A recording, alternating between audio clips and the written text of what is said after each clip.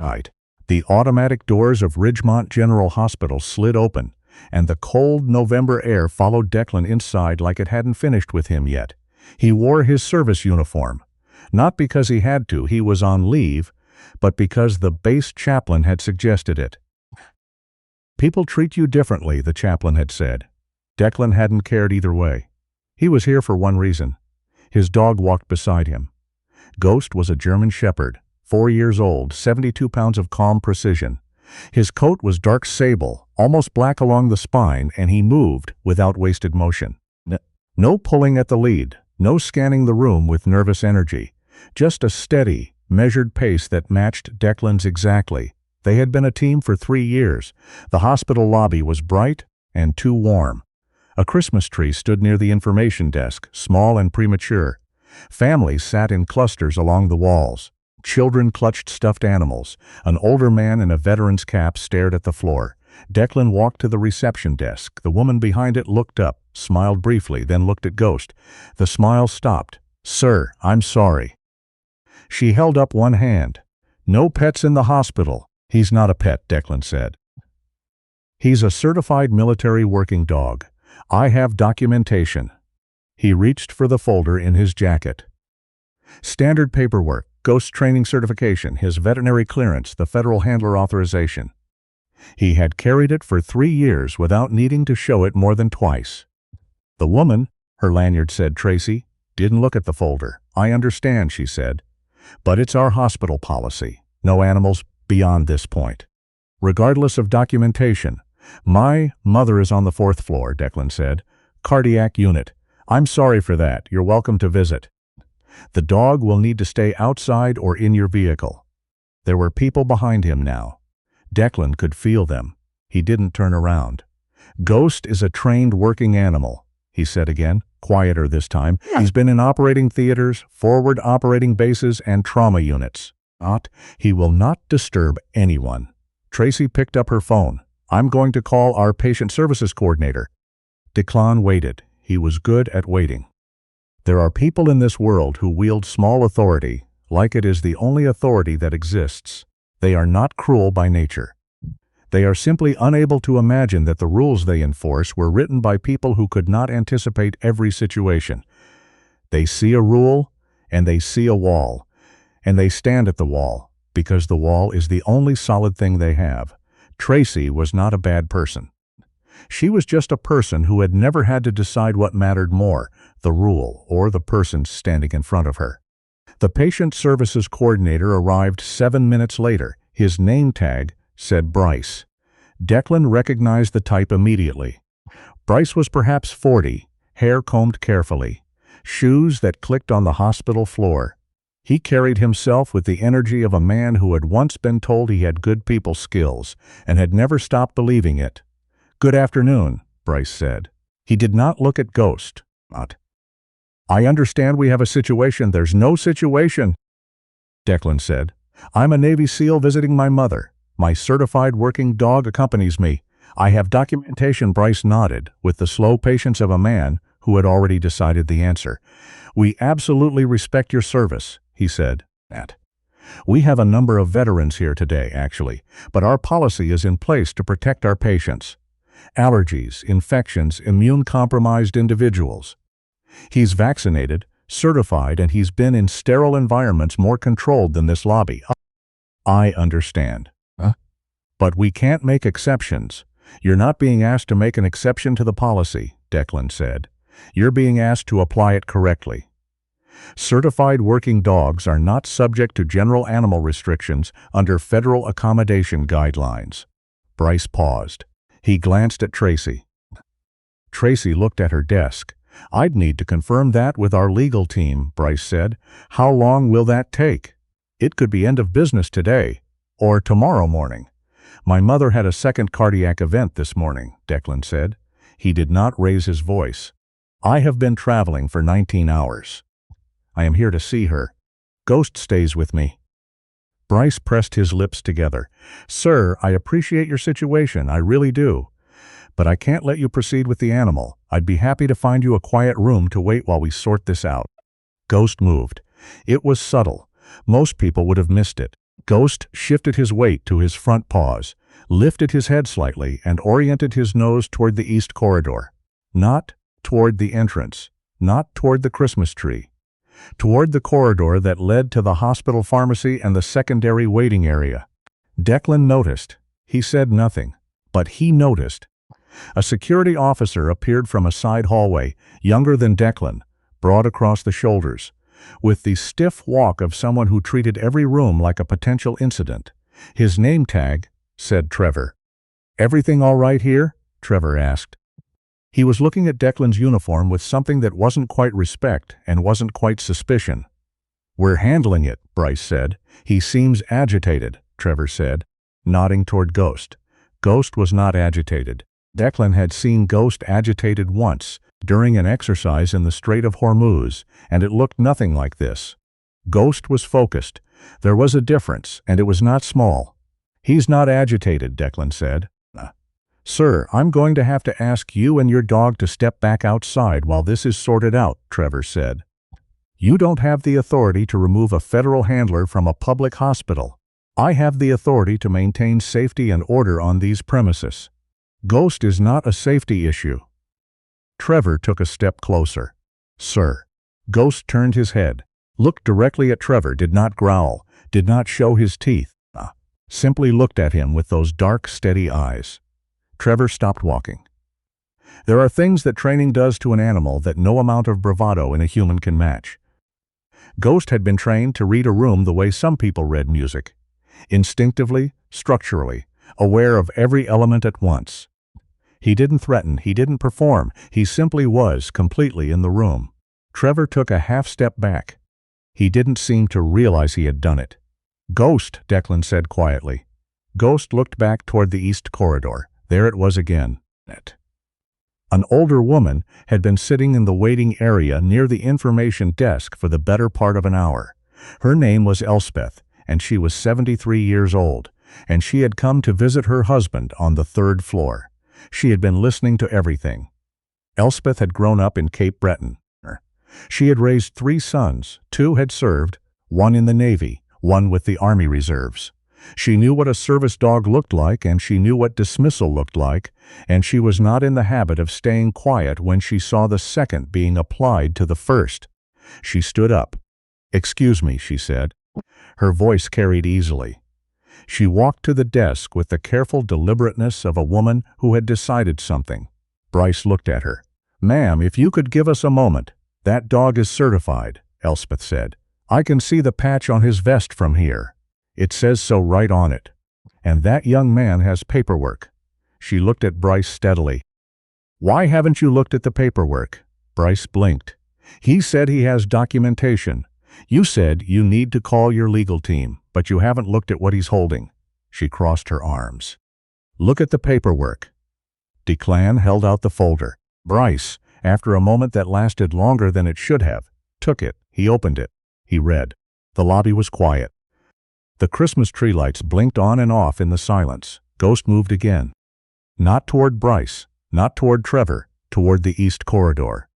He took 3 steps and stopped, turning his head back toward Declan. Declan watched him. In 3 years he had learned to read Ghost the way you learn to read weather, not by looking for the storm, but by noticing what the air was doing before the storm arrived. Ghost had once identified a concealed individual from 40 meters in total darkness. He had on 2 separate occasions located things that had no business being where they were. He was not moving toward the corridor because he was distracted. "Ghost," Declan said. "Low." "What is it?" It wasn't a question. It was an invitation. Ghost walked 4 more steps toward the corridor and sat down. Declan looked at Trevor. "Where does that corridor lead?" "Pharmacy. Secondary waiting, staff break rooms. Is there a maintenance area?" Trevor frowned. "Storage and utilities. Yeah. Why?" Declan was already walking. "Sir." Trevor moved to intercept. "Something's wrong," Declan said. He didn't look back. "Follow me or don't." There are moments in a crisis that belong to the people who have trained for them, and there are moments that belong to the people who choose to act. Most emergencies begin not with explosions but with something much quieter, a smell, A sound, a dog sitting down in a corridor and refusing to move until someone pays attention. The east corridor was long and fluorescent lit. A volunteer pushed a cart of magazines. A porter moved a wheelchair. Normal, calm. Ghost walked without hesitation to a door marked maintenance, staff only. He sat. He looked at Declan. "I need this door open," Declan said. Trevor had followed, hand on his radio. "You can't go in there. Ghost is alerting. Open the door." "Alerting to what?" "Open the door." Trevor hesitated. Then something in Declan's voice, not volume, not aggression, just certainty, moved him. He took out his key card. The door opened. The smell hit them both immediately. Gas, not overwhelming, but present and growing. "Back," Declan said. He stepped inside. "Call facilities now. Tell them possible gas leak in the utility corridor east wing, cardiac unit above. Tell them to shut the supply valve at the main junction. Go." Trevor was already on his radio. Declan moved through the room with Ghost beside him. Ghost walked to a metal cabinet against the far wall, sat, and pressed his nose to the gap at the bottom of the door. Declan opened it. A corroded valve on a secondary gas line. Not fully open, not fully closed. A slow, steady leak. The kind that could fill an enclosed utility space in hours without triggering the main detection system because it was below the primary sensor threshold. Above this room, the cardiac unit. Patients on oxygen. Monitoring equipment. Not. A single unshielded electrical junction that maintenance had flagged 2 months ago in a report that had not yet been actioned. Declan put his hand over the valve. He couldn't turn it without a tool.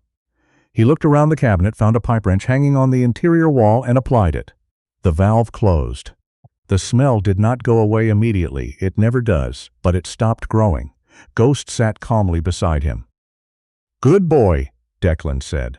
It was the quietest thing he'd said all day, and he meant it more than anything else.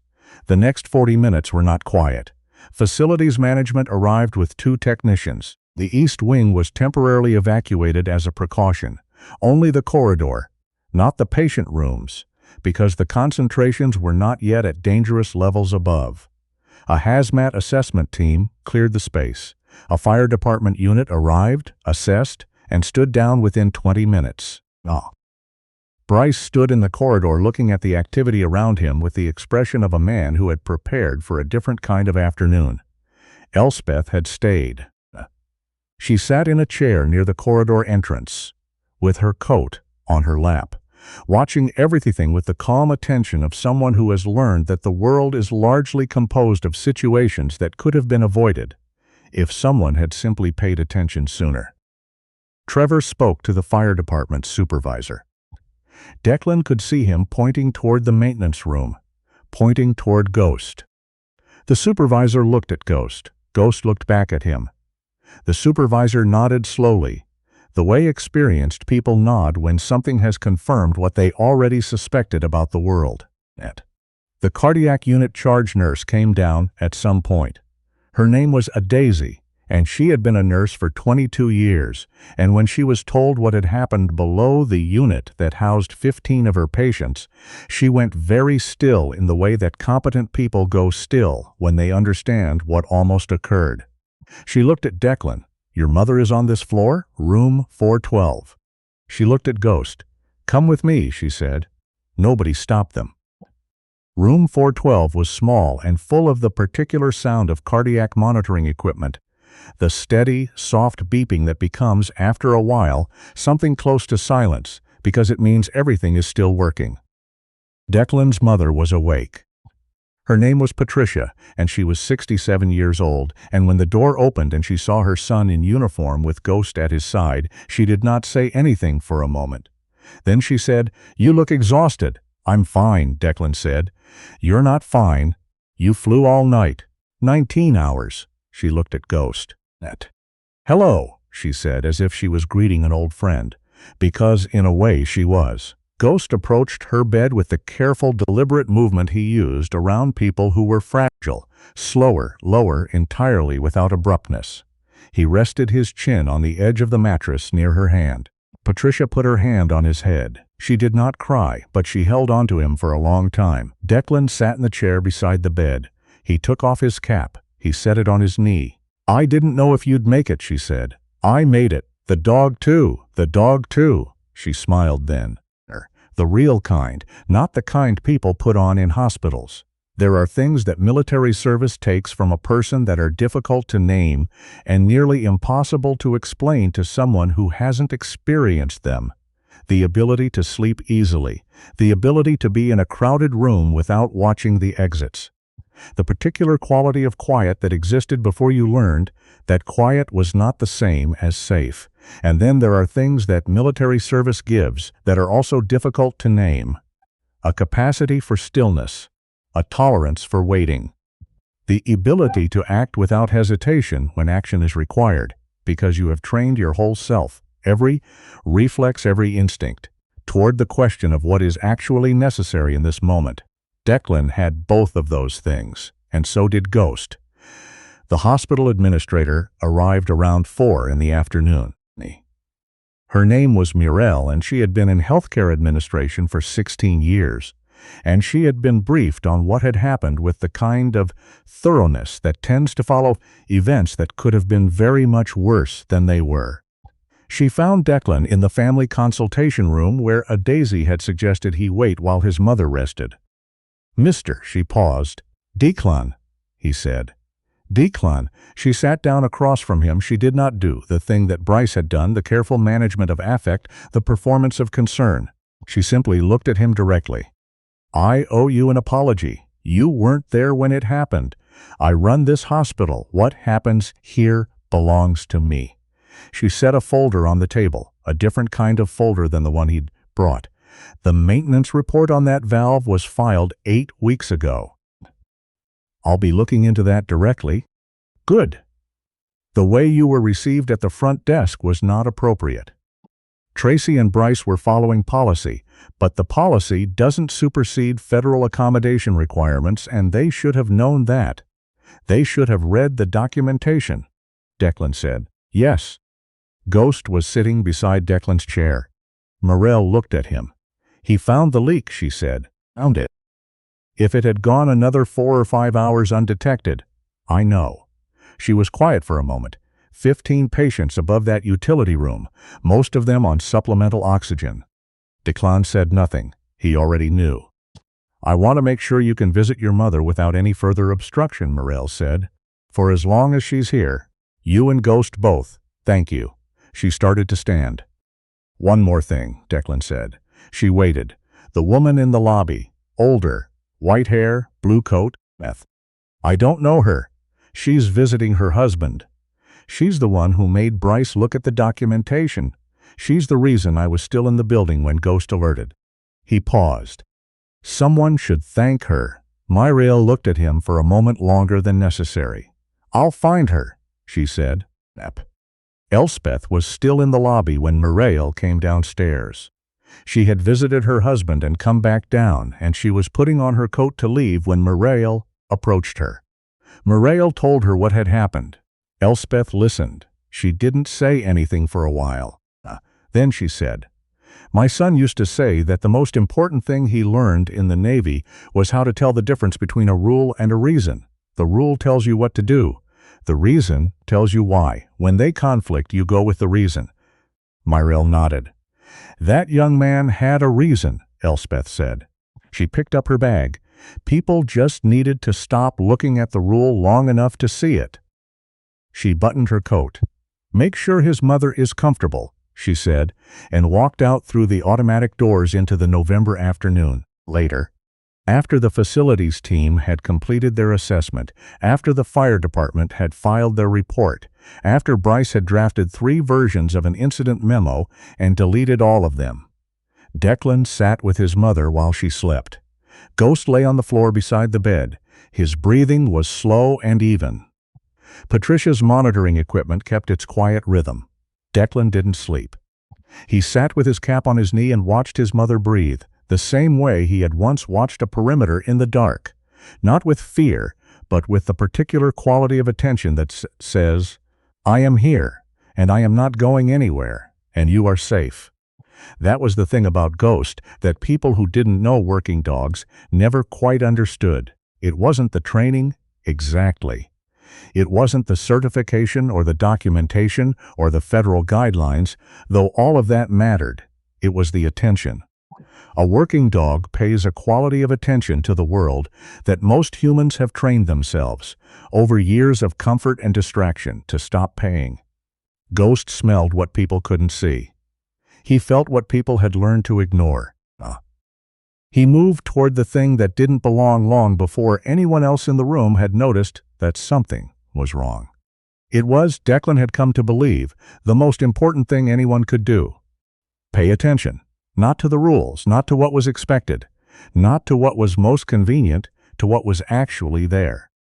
3 days later, Patricia was moved from the cardiac unit to a recovery ward.